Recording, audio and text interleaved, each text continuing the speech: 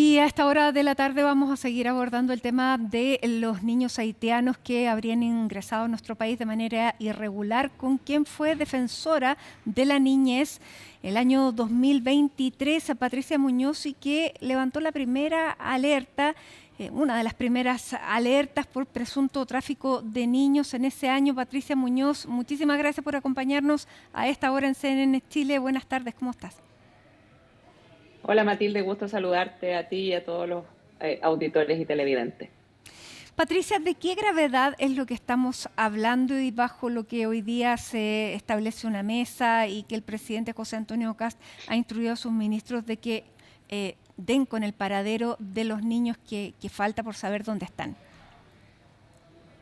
Me parece que es una gravedad consistente con que el primer mandatario tome esta decisión de liderar directamente un proceso como el que se relaciona con la búsqueda de estos niños, pero también con la claridad de que es un proceso difícil porque ni siquiera tenemos toda la información, ¿no es cierto? Sabemos cifras y conocemos antecedentes a propósito del preinforme de la Contraloría, pero la verdad es que, de acuerdo a lo que el propio Ministerio Público ha sostenido en diversas entrevistas, esta cifra sería bastante conservadora de estos 200 niños y podría extenderse muchísimo más. En ese sentido, a mí me parece que es una situación compleja, pero que también reviste la necesidad de conocer con mayor detalle la información precisa que las instituciones manejan respecto de cada uno de los antecedentes que hemos conocido. Y tú en la introducción mencionabas que esto se venía alertando desde el año 2023, y en esa línea a mí me parece relevante que parte de las respuestas tengan que ver con lo que ha pasado o lo que pasó con la denuncia que el Servicio Nacional de Migraciones hizo el 21 de marzo del año 2023 a la Fiscalía Regional Centro Norte, donde denuncia a tres aerolíneas, una aerolínea peruana, Aeroregional, que es ecuatoriana, y a Sky, por la posible comisión del delito de tráfico de migrantes, individualizando en esa denuncia no solo los nombres y los datos migratorios de los adultos que venían en los vuelos, sino que también de los niños, y haciendo un énfasis particular en cómo la Policía de Investigaciones de Chile había relevado la gravedad que significaba que muchos de estos niños venían en estos vuelos tratando de ingresar sin la documentación necesaria a nuestro país, pero además venían no acompañados por sus familiares, Ujú. sino que por adultos que los conducían de una manera sin poder acreditar ningún vínculo de parentesco. Ahí hay una información que me parece particularmente necesaria de conocer, porque en relación al menos a una de las aerolíneas, que es Aeroregional, los antecedentes que tenemos de la investigación que ahora la Fiscalía anuncia como abierta respecto de hechos de entre enero y abril del año 2025, también la consideran como una de aquellas que implicó este ingreso masivo de niños. Entonces, ¿qué pasó entre medio, no es cierto? Si ya había en el órgano persecutor, que es el Ministerio Público, información y una denuncia clara, concreta y específica sobre la posible comisión del delito de tráfico de migrantes, que incluía de manera relevante a niños, niñas y adolescentes. Bueno, llama la atención precisamente que desde ese entonces el Ministerio Público está investigando y que hasta ahora argumentan que es una investigación reservada, pero y que habría líneas de investigación y que habrían ciertos hallazgos, pero llama la atención la lentitud de esta investigación, porque además se siguieron sumando antecedentes que siguió sumando el mismo Ministerio Público. Mira, yo fui fiscal, así que entiendo perfectamente la respuesta de la Fiscalía de que las investigaciones son secretas, Sí. pero una cosa es que las investigaciones sean secretas y otra cosa es que la Fiscalía no esté obligada a dar respuestas al país de cómo gestiona su trabajo y sus obligaciones constitucionales y legales.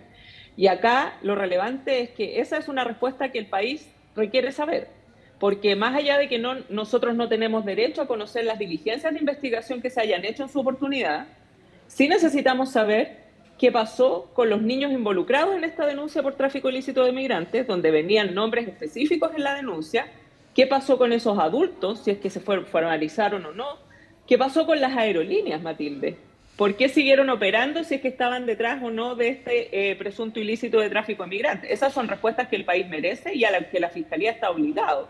No nos va a imponer el detalle de sus diligencias, porque por cierto no tenemos derecho a conocerlo, pero sí se requiere una respuesta porque, como muy bien tú señalas, este fue un hecho que el 21 de marzo del 2023 es conocido por la Fiscalía Regional Centro Norte, pero que luego siguió pasando con más vuelos, con más información que se iba necesariamente añadiendo a esa investigación.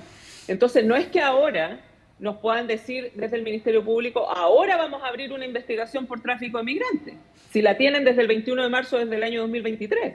¿Qué pasó entre medio? ¿Qué pasó con esos antecedentes? ¿Qué pasó con toda la información y todos los oficios que yo he escuchado durante estos días se emitieron por parte de parlamentarios del país, por parte de instituciones de nuestra república, por parte incluso de la Defensoría de la Niñez, porque ahí yo hago la precisión de que yo terminé mi mandato en mayo del año 2023. Entonces, de ahí en adelante, obviamente, no conduje ninguna de las diligencias que el defensor dio cuenta el día de ayer. Entonces, esa respuesta a mí me parece relevante. Ahora, sí, claramente no había nadie que hiciera seguimiento como querellante en este caso para que el Ministerio Público avanzara con las investigaciones, ni siquiera pidiera probablemente las diligencias necesarias. Se trata de niños y de niños además haitianos. Y lo digo con mucha pena porque ya sabemos que las investigaciones donde las víctimas son niños no llegan más allá muchas veces del escándalo durante el tiempo que dura la noticia, y en este caso son niños, pero que tampoco son niños chilenos. Tenemos que hacernos el mea culpa y buscar tal vez ahí una parte también de las responsabilidades. Yo ahí diría dos cosas. Primero, que la Fiscalía no necesita de un querellante para que haga su trabajo. Esto me parece importante decirlo, porque yo entiendo tu punto y de hecho la Defensoría de la Niñez conozco perfectamente ese rol y también conozco el rol como fiscal. Entonces, cuando uno es fiscal, uno tiene el deber de investigar independiente si hay un abogado querellante pidiéndole diligencia, porque la responsabilidad y la obligación constitucional está puesta en uno como fiscal, no en otros órganos. En ese sentido, me parece que ahí hay una responsabilidad clara y no solo tiene que el deber de investigar, sino que además tienes el deber de proteger a las víctimas, que está en directa relación con la situación de los niños. Y lo segundo que me parece relevante a propósito del tiempo transcurrido es que, como tú bien sabes, Matilde, porque lo hemos conversado o tuvimos oportunidad de conversarlo mientras yo ejercía el cargo, el tiempo para la vida de los niños es muy distinto a la vida de los adultos. Así es. Pueden haber ingresado guaguas haitianas que hoy día van a tener 3, 4, 5 años. Perfecto, hay quienes no sabemos cuál es su situación. Porque 3 años para la vida de un niño puede ser su vida entera o la mitad de su vida. Entonces, las investigaciones tienen que ser consistentes con el impacto que tiene la demora en la vida de las personas detrás de las cuales está este derecho a que se investigue, a tener acceso a la justicia, a que se sancione a quienes eventualmente están cometiendo delitos. Y la situación de los haitianos es particularmente compleja, Matilde, porque Haití es un estado fallido. Entonces, cuando tú hablas de este tema, no estás hablando de alguien que puede acceder a documentación. Nosotros como país resolvimos que había haitianos que podían ingresar. Y esas personas, al tener residencia definitiva, tenían el legítimo derecho de que sus hijos pudieran venir a acompañarles en el proceso de reunificación familiar. Pero como Estado teníamos que responder a que ese proceso sea llevado a cabo de la manera rigurosa que exige nuestra legislación sin exponer a los niños a vulneraciones de derechos. Y es eso lo que hoy día no somos capaces de responder como país. Y por eso es que yo te relevaba la importancia de que el presidente Kast haya asumido el liderazgo de este tema de manera muy contundente, con una mirada de Estado, donde el tema de sacarse las cuentas políticas ojalá quede de lado, porque acá el Estado puede llegar a ser sancionado a nivel internacional por una situación como la que estamos conociendo. Entonces se requiere la máxima urgencia y me parece muy relevante que él haya tomado este liderazgo y que además haya dispuesto que sea la ministra Wolf, la ministra de Desarrollo Social y Familia, que además es la encargada o la responsable de dirigir la subsecretaría de la Niñez, de revisar este proceso, de realizar las coordinaciones y de poner el foco hoy día en lo que más urge y en lo más inmediato, que es la búsqueda y el hallazgo de todos estos niños que desafortunadamente no sabemos. No solo no sabemos dónde están, sino que no sabemos en qué situación se encuentran viviendo. Que es lo más dramático. Patricia, tú diste la denuncia el año 2023, estuvimos aquí también con quien era la defensora de la niñez en esa época, con Yolanda Pizarro, y nos contaba... La subsecretaria. Exactamente, la subsecretaria de la niñez, y nos contaba que habían ya...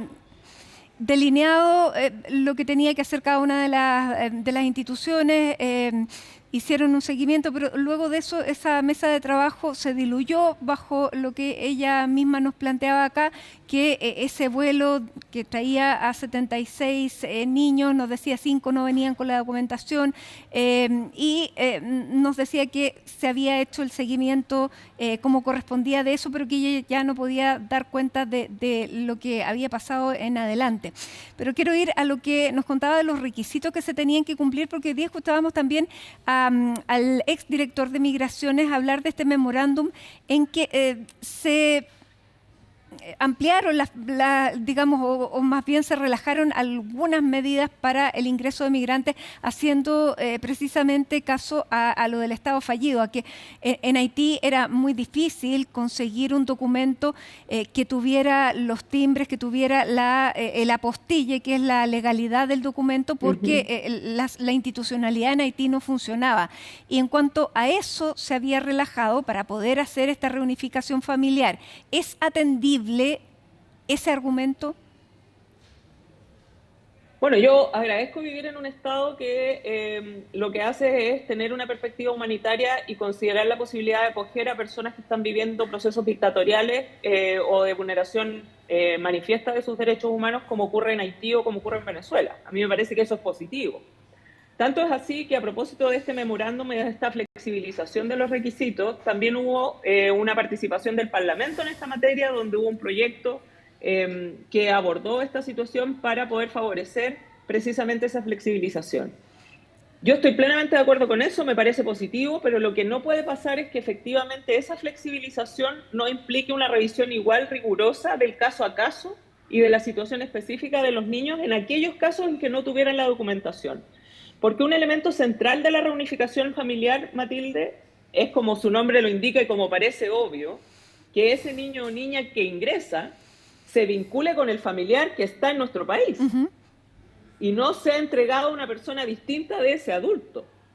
Y por lo tanto, si tú no tienes documentos, nuestra legislación contempla precisamente mecanismos en términos de procedimientos administrativos o judiciales que lo que hagan sea establecer ese vínculo entre ese padre, esa madre que está en nuestro país con residencia definitiva y aquel niño que desafortunadamente por vivir en un estado como fallido como es Haití no puede traer los papeles que se exigen en nuestra legislación. Ya. Entonces me parece que el problema no está en la flexibilización, sino que más bien en cómo se analizó caso a caso la situación de esos niños y niñas y de esa manera poder determinar si es que se estaban entregando o no a quien realmente tenía un vínculo de parentesco con ellos para poder tener la tranquilidad de que la reunificación familiar cumplía el objetivo central que tiene en nuestra legislación.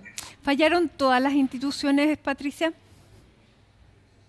No sé si todas, porque por eso hago el énfasis de la denuncia por tráfico de migrantes del año 2023.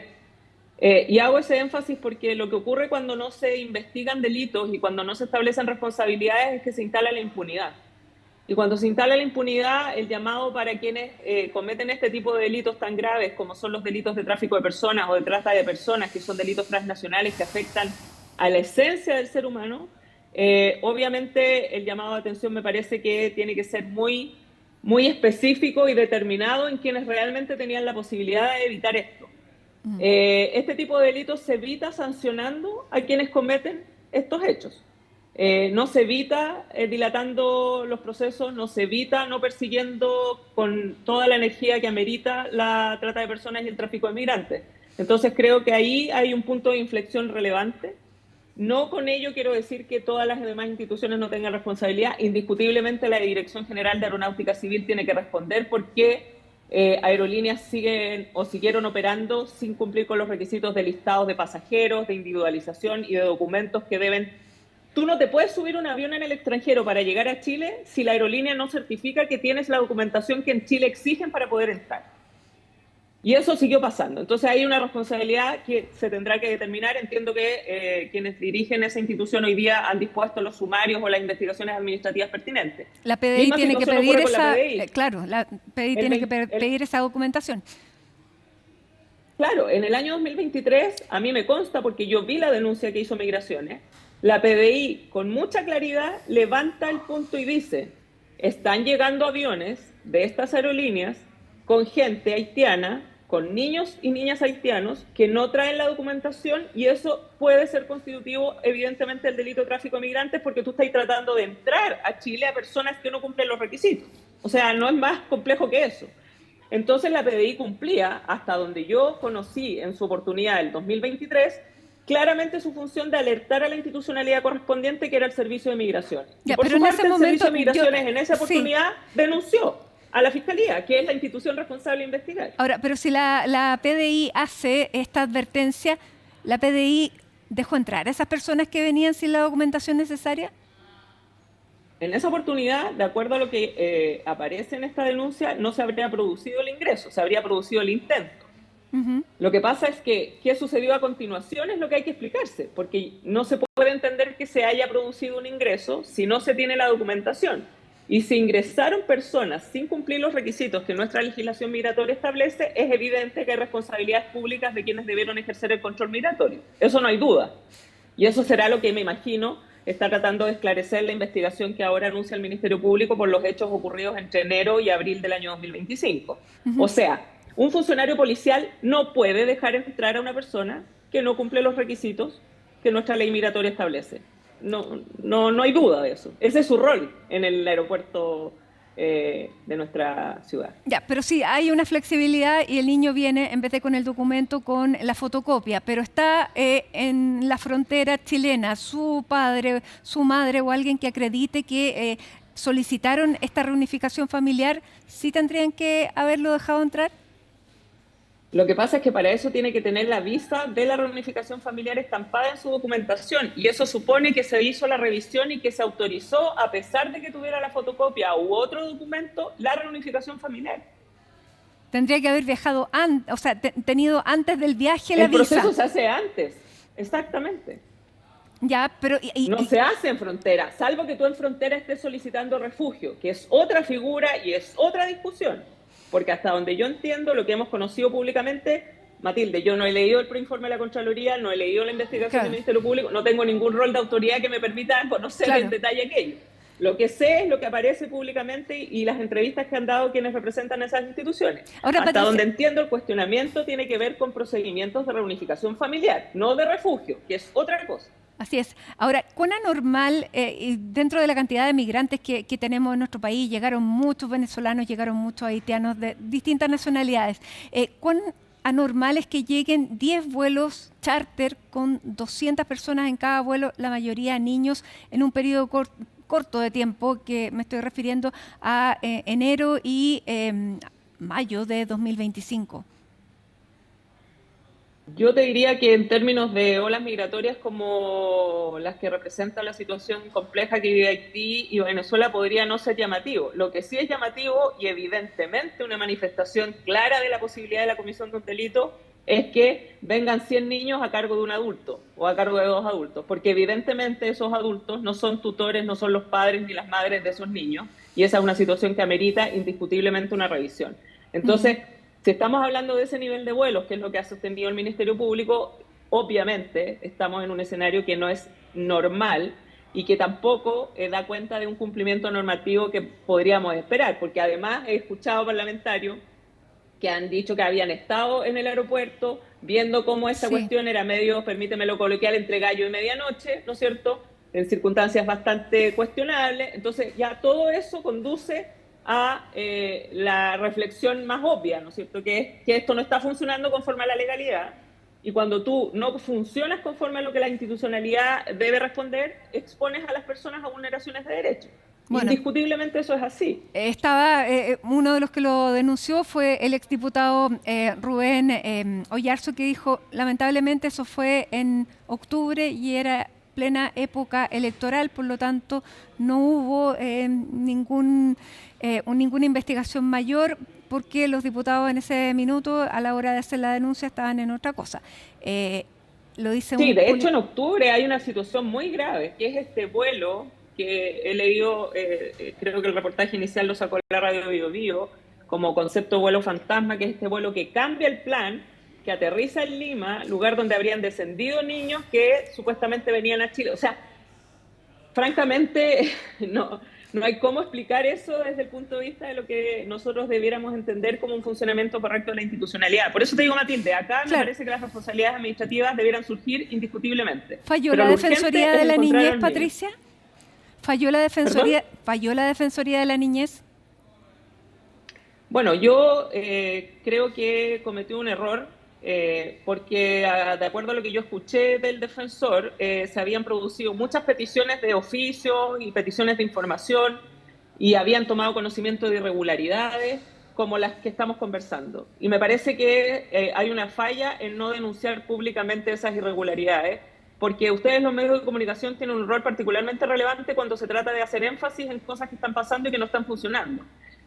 No me gustaría que fuera así. A mí me gustaría que las instituciones funcionaran sin necesidad de que los medios estén detrás, ¿no es cierto?, de alguna manera poniendo en luz aquello que no funciona. Pero la responsabilidad de la Defensoría de la Niñez no solo es de persuadir a las instituciones a que hagan las cosas protegiendo los derechos de los niños, sino que también es poner en la palestra pública cuando los derechos de los niños pueden estar siendo vulnerados. Y yo al menos no conocí ninguna denuncia pública de la Defensoría en este sentido, a pesar de que, de acuerdo a lo que he escuchado en el relato del defensor el día de ayer en el Senado, conocían de muchísimas irregularidades y habían mandado un montón de oficios a las instituciones porque este tema no estaba funcionando. Bueno, creo que la denuncia pública era imprescindible para que nos escandalizáramos como nos estamos escandalizando ahora, pero ojalá hubiese sido tiempo antes y eso hubiese evitado que hoy día estemos en la situación que estamos, ¿no es cierto? Probablemente con menos niños a los que tengamos que buscar. Así que me parece que sí fue un error y lo lamento profundamente. Fue un error de la Subsecretaría de la Niñez tampoco perseguir este tipo de denuncias, porque todos reconocen haber recibido de alguna parte un oficio. A ver, la Subsecretaría tiene un rol que es clarísimo y muy diferente a la Defensoría, que es coordinar a las instituciones públicas para que cumplan su función en la protección de los derechos de la niñez y en evitar que los derechos sean vulnerados. Y cuando estamos en este escenario, si es que efectivamente se tomó conocimiento de estos hechos, obviamente faltó una coordinación que es parte esencial de su rol rector del sistema de garantía, no hay duda de eso. Y por eso que me parece relevante que el presidente Kast haya designado a la ministra Wolf a cargo de este tema para poder generar el procedimiento de búsqueda y hallazgo de los niños, porque también eso va a permitir, siendo ella la superior jerárquico del subsecretario de la Niñez, mirar qué procedimientos en esa institucionalidad no están funcionando adecuadamente y no están logrando ni permitiendo que la coordinación sea efectiva y que las instituciones respondan. Porque tenemos, tú bien sabes, Matilde, desde el año 2022, cuando era presidente Sebastián Piñera, la Ley de Garantía de la Niñez, que obliga a las instituciones a compartir datos, a interactuar responsablemente cumpliendo sus obligaciones para asegurar los derechos de todos los niños. Y seguimos con las instituciones actuando cada una por su lado, sin integrar información, sin conversar siquiera de temas tan relevantes como los que estamos conociendo, y eso es un manifiesto incumplimiento de la ley que parece que a nadie le importara. Entonces, Patricia, ¿y a quién le corresponde el seguimiento y la trazabilidad de los niños que ingresan al país?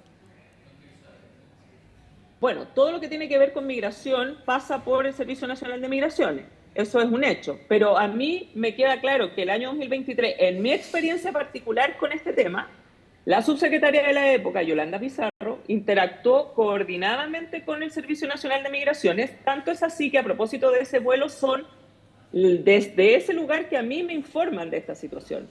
No al revés. Y ellos se hacen cargo de velar porque estos niños efectivamente tuvieran la documentación, y en el caso de los 5 niños que Yolanda te comentó en tu entrevista, no tenían la documentación, esa fue algo que respondió y resolvió el Servicio Nacional de Migraciones conforme a su responsabilidad. Entonces, en ese momento al menos, respecto de ese vuelo en particular que a mí me correspondió conocer, me parece que las instituciones se coordinaron y adecuadamente funcionaron. Después, la reunión no se hizo, a la subsecretaria la sacaron, pusieron a otra subsecretaria que no continuó con la mesa, el director de la PDI finalmente parece que tampoco la recibió, y todo lo que empieza a pasar. El punto es, Matilde, y también esto lo conversamos muchas veces mientras yo ejercía el cargo, es que acá no puede depender que de la persona que la institución haga su trabajo. Debiera dar lo mismo quién es subsecretario, quién es ministro, quién es defensor, da lo mismo eso. Lo que importa es que existen obligaciones legales para las instituciones que tienen que ser cumplidas. Y cuando hablamos de niños, esas obligaciones legales son aún más gravitantes, porque cuando yo dejo de hacer el trabajo, impacto necesariamente en la vida de esos niños. Y puede ser directamente en su vida. O sea, me refiero a la vida o la muerte de los niños. Sin de duda. eso estamos hablando. Entonces, es un tema muy relevante. Y te lo voy a preguntar así de abiertamente. A ti te calificaron muchísimas veces y de distintos signos políticos como una persona incómoda. ¿Es necesario ser incómodo en tu rol? Obviamente. Es que si no, no seas defensor de derechos humanos. Patricia. Porque no hay otra forma de verlo. Si ahí está la clave. Y por eso digo, la denuncia, yo entiendo que tú puedes no tener la necesidad o el interés de públicamente aparecer, y me parece legítimo, pero hay una responsabilidad institucional. Y la Defensoría de la Niñez tiene la responsabilidad institucional de persuadir a las instituciones a que hagan su trabajo, pero también tiene la obligación para con los niños, niñas y adolescentes de este país, sean chilenos o extranjeros, de denunciar cuando las instituciones no están haciendo su trabajo. Y eso yo no lo veo. Y no lo he visto, desafortunadamente, de la forma en que creo que debe hacerse, porque nuestro país está pasando por muchas cosas complejas con la niñez, no solo con estos niños. Es cosa de ver el servicio de protección especializada, el alto nivel de listas de espera para ingresar a residencia, el nivel de lista de espera para atención en programas ambulatorios, y podríamos hablar una infinidad de temas, Matilde. Y eso claro, tiene que denunciarse. Y de temas tan graves como por ejemplo, vulneraciones sexuales dentro de residencias que protegen menores, y ese tema no está, claro, no está en primera plana como debiera y debiera llamarnos la atención. Por eso que te lo pregunto también. Si no lo releva la Defensoría de la Niñez, ¿quién lo releva? Patricia, muchísimas gracias por esta conversación. Por lo menos se han levantado las alertas. Esperamos que las alertas lleven a algo, porque lo hemos visto también con otros casos y contigo y en otras circunstancias.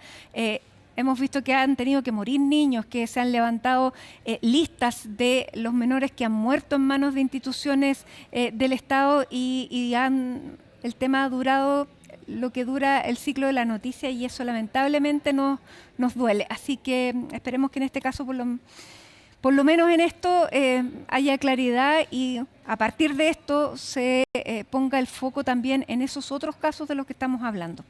Muchísimas gracias. A mí me da esperanza, como te digo, el liderazgo que el presidente tomó en esta materia. Creo que esa es una señal muy contundente y muy relevante, porque las respuestas debieran surgir con sentido de urgencia. Si lo mandata el presidente, debiera ser así. Muchas gracias a ti, Matilde, por la conversación, y espero que lo más urgente, que es encontrarlo, se produzca cuanto antes. Muchísimas gracias, Patricia. Y buena tarde. Gracias. Igual para ti. Hacemos una pausa, ¿no? Y es